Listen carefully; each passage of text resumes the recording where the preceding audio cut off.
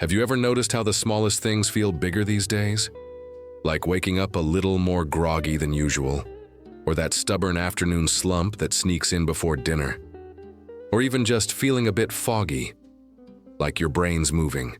Through molasses? We brush it off. I'm just tired, we say. It's age. But what if I told you one of the biggest reasons for that drained, sluggish feeling might be something we overlook every single day? Here's the thing. Dehydration isn't just about feeling thirsty. By the time we feel thirsty, our bodies have already been sending quiet SOS signals we've missed. And for those of us in our 60s, 70s, and beyond, dehydration works a little differently. Our bodies don't flag thirst the way they used to.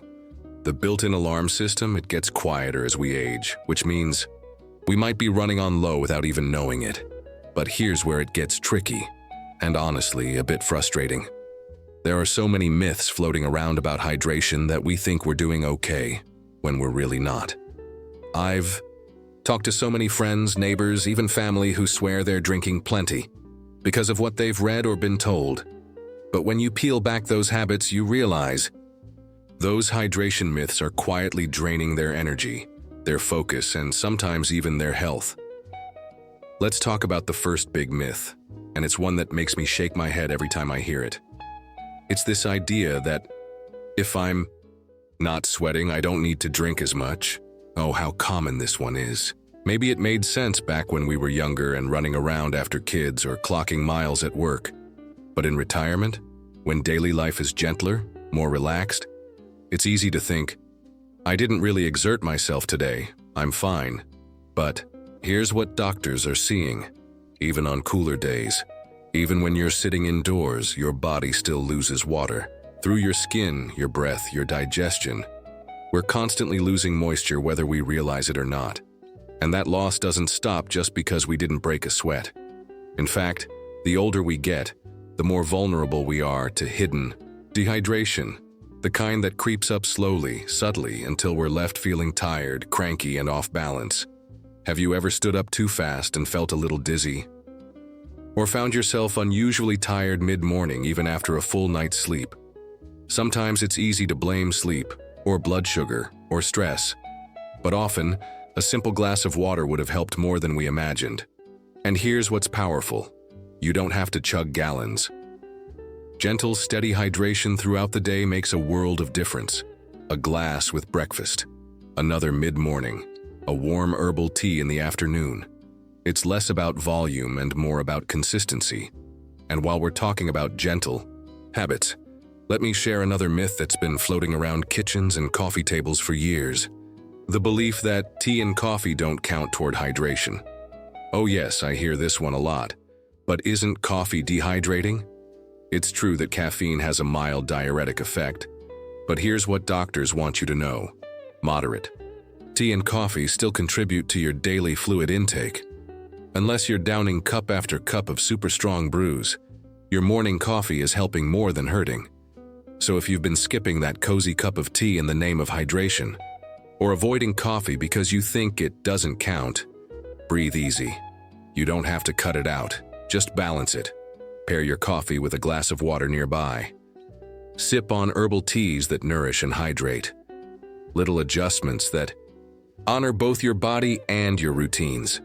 You know, one of the things I love most about midlife and beyond is this beautiful chance to unlearn what no longer serves us and replace it with gentler, wiser practices that do.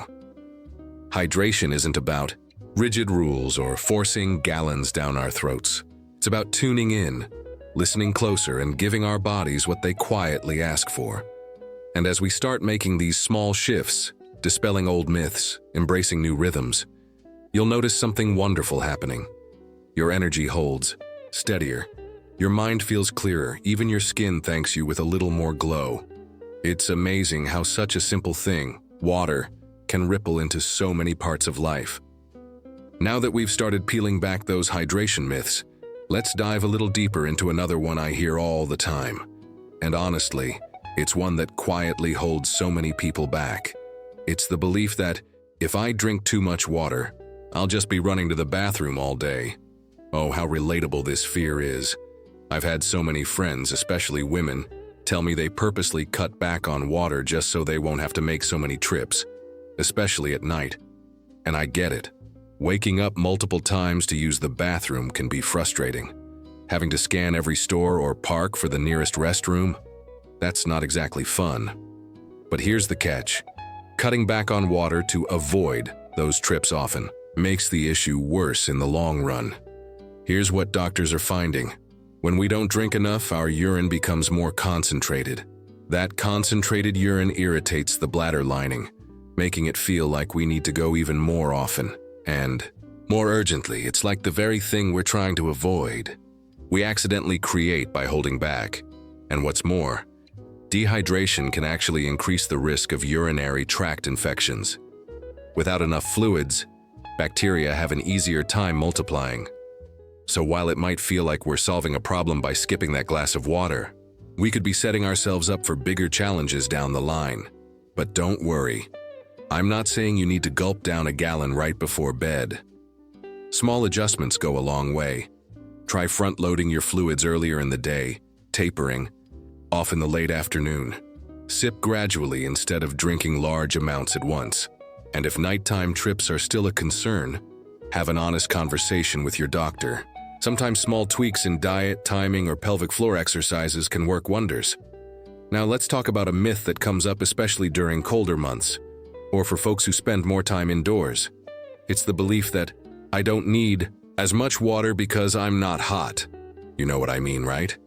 When we're bundled up in sweaters, staying cozy by the fire, it's easy to forget our bodies are still losing moisture. We tend to associate thirst with summer, with sweat, with heat, but the truth is, dry winter air, indoor heating, and even breathing in cooler weather all contribute to water loss. Have you ever woken up with a dry mouth or scratchy throat after sleeping with the heat on? Or noticed your skin feeling tight, even itchy during winter? That's dehydration talking. And even though it doesn't feel like we're sweating, our bodies are quietly drying out. A simple way to stay ahead of it? Keep a water bottle or glass visible wherever you spend time. On the kitchen counter, next to your favorite chair, beside your reading nook. Visual cues make it easier to remember to sip, even when we're not feeling thirsty. And if cold water isn't appealing, warm herbal teas or a splash of lemon in hot water can be soothing and hydrating at the same time. And that brings me to another sneaky myth, one I see especially in health-conscious folks. It's the idea that I get enough fluids from my food, so I don't need to drink as much. Now it's true that fruits and vegetables contribute to hydration. Soups, stews, juicy fruits like watermelon, they all play a role. But here's the thing, it's rarely enough on its own, especially as we age. Why? Because as we get older, our body's water content naturally declines. We're starting from a lower baseline. Add in medications, changes in kidney function, and a quieter thirst mechanism, and suddenly those hydrating foods aren't covering all the bases anymore. They're a beautiful bonus, yes, but they can't replace the steady, intentional sipping of fluids throughout the day. So if you've been relying solely on that salad or morning fruit for hydration, consider pairing it with a glass of water. It's a small, simple act that keeps your body running smoother. You know what I love about this conversation? It's empowering. Hydration isn't some mysterious, complicated science experiment. It's a daily act of care, of kindness to yourself, of listening in and honoring what your body's quietly asking for. And as we start rewriting these old hydration stories, letting go of myths, embracing new truths, you might be surprised at the ripple effects. Fewer headaches, more energy, clearer thinking, even smoother digestion.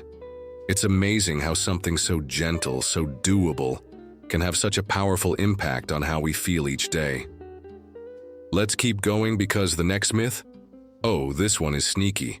It's the idea that if I'm not thirsty, I must be hydrated. Sounds logical, right? I mean, thirst is our body's way of saying it needs water. So if we're not thirsty, everything must be fine. But here's what doctors have learned, especially when it comes to those of us over 60. The thirst signal doesn't work the same way it used to. Think back to when you were younger. You'd work up a sweat mowing the lawn, or dancing at a party or hiking on a sunny day, and thirst would hit like an unmistakable wave. But as we get older, the body's ability to sense dehydration weakens. That "I'm thirsty" signal arrives later, sometimes much later than we actually need it. So by the time we feel thirsty, we're already playing catch-up. Our cells, our joints, even our brain might be quietly struggling with less water than they really need, and that lag can show up in subtle ways. Fatigue that doesn't make sense, brain fog in the middle of a task, even mood dips that feel out of the blue. One doctor I spoke with put it perfectly. "Don't wait for thirst, make hydration a habit, not a reaction." I love that. It shifts water from being an emergency fix to a daily ritual of care. So if you've been waiting on thirst to be your guide, consider giving your body a gentle head start. Try sipping small amounts throughout the day. Maybe you set a timer every hour. Maybe you tie it to other habits. Drink a glass of water after brushing your teeth, after feeding the dog, or every time you check your email. And remember, it doesn't have to be plain water if that's not your thing. Cucumber-infused water, unsweetened herbal teas, a splash of fruit. In sparkling water, all of these count. It's about what you'll actually enjoy drinking, because enjoyment is what makes habits stick. Now, let's talk about a myth that's wrapped in good intentions, but can backfire quietly. It's the belief that sports drinks, or electrolyte, drinks are better than water. I've heard it a lot, especially from friends who say, "Well, I'm older now, I need electrolytes." And while electrolyte drinks have their place, like after intense exercise or heat exhaustion, they're not necessary for most of our everyday lives. In fact, many popular sports drinks are loaded with sugar, artificial colors, and additives we don't need. And that sugar can actually contribute to dehydration by pulling water into the digestive tract instead of hydrating our cells. Doctors often recommend plain water as the gold standard for hydration. If you've been told by a healthcare provider to supplement electrolytes, absolutely follow their advice. But for the majority of us, sipping water throughout the day is more than enough to keep everything humming. And if you like a little flavor, natural infusions like lemon, mint, berries give you that refreshing taste without the sugar overload. I had a neighbor, Ed, who started drinking those neon-colored sports drinks every day because he'd heard they were good for hydration. But his doctor gently pointed out, Ed wasn't running marathons. He was mostly gardening, reading, and enjoying walks. Once Ed swapped those sugary drinks for regular water and herbal teas, his energy improved, and so did his blood sugar. It's a reminder that more or fancier isn't always better. Sometimes the simplest, clearest solution is the most powerful. And speaking of simple solutions, the last myth we're covering today is one that's so common, it almost sounds harmless. It's the idea that hydration only matters when it's hot outside. Have you ever caught yourself thinking that? It's chilly, maybe you're bundled up inside and grabbing water just slips your mind. I've been there too. But the truth is, hydration is a year-round need. Our bodies lose moisture in winter through dry air, heating systems, even just breathing in cold temperatures. And because we don't sweat as obviously as in summer, we don't always notice that loss.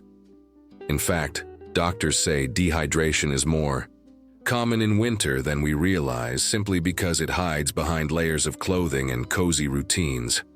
That's why keeping a water bottle nearby isn't just a summer habit, it's a life habit. I like to keep one by my reading chair, one in the car, one in the kitchen. Out of sight really is out of mind. So let's make hydration visible, inviting, and part of our environment. And here's the beautiful thing. Once you get into a steady rhythm, your body thanks you. You'll feel it in clearer thinking, fewer headaches, smoother digestion, and steadier energy. It's like a quiet superpower you carry into every day. And here we are, wrapping up a conversation that's not just about water. It's about reclaiming energy, clarity, and vitality in ways that are so simple, yet so powerful.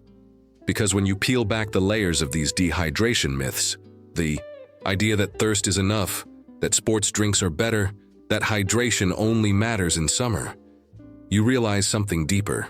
Staying hydrated is an act of quiet, daily respect for the body that's carried you this far. And I know, life gets busy even in retirement. Maybe especially in retirement, because the rhythm of the day is fully yours. And sometimes that rhythm slips into forgetting ourselves. But you deserve to feel good. To have steady energy, clear focus, and a body that feels cared for, inside and out. I want you to think about something for a moment. Have you ever had one of those days where you felt just a little off? Maybe your thoughts were foggy, your skin felt dry, your joints ached more than usual, and you chalked it up to just getting older? What if, just what if, part of that wasn't age but hydration? What if a few extra glasses of water each day could be the difference between dragging through the afternoon and feeling bright, alert and alive? A dear friend of mine, Marlene, shared that she started keeping a glass of water by her bedside at night, not for the morning, but because she realized she was waking up parched, just sipping a little before bed, and a little first thing made such a difference. Her mornings went from groggy and stiff to lighter, clearer. And every time she picks up that glass now, she tells herself, I'm taking care of me. I love that. And that's really the heart of this message. Every sip you take isn't just quenching thirst, it's sending a message. I'm worth caring for. My body is worth honoring. My health deserves attention. It's those small acts of kindness toward ourselves that ripple out into every corner of our lives. So as we close today, I want to leave you with this gentle encouragement. Don't wait for dehydration to knock loudly. Don't wait for headaches, fatigue, or confusion to remind you that your cells are thirsty. Let hydration be a quiet, loving ritual. A way you say yes to vitality every single day. Maybe today, it's filling up a water pitcher and leaving it where you can see it. Maybe it's buying a new water bottle that feels joyful to carry. Maybe it's setting a tiny alarm on your phone as a reminder. Not because you're forgetful, but because you're prioritizing you. And if you've been believing any of these myths, I hope today planted a new idea. Hydration is simple, powerful, and within your reach. It doesn't need fancy drinks or complicated formulas. Just small, steady choices that add up to a healthier, more energized, more radiant you. I'm so grateful you spent these moments with me. If you found something valuable here, I'd love to hear from you in the comments. What's one small hydration habit you're going to try this week? Let's share ideas. Let's inspire each other. And if this conversation helped, don't forget to tap that like button, subscribe for more insights, and maybe even share this video with someone you care about. Because feeling good at any age, that's something we all deserve. Here's to your health, your joy, your bright and beautiful days ahead. Thanks for watching, and I'll see you in the next video.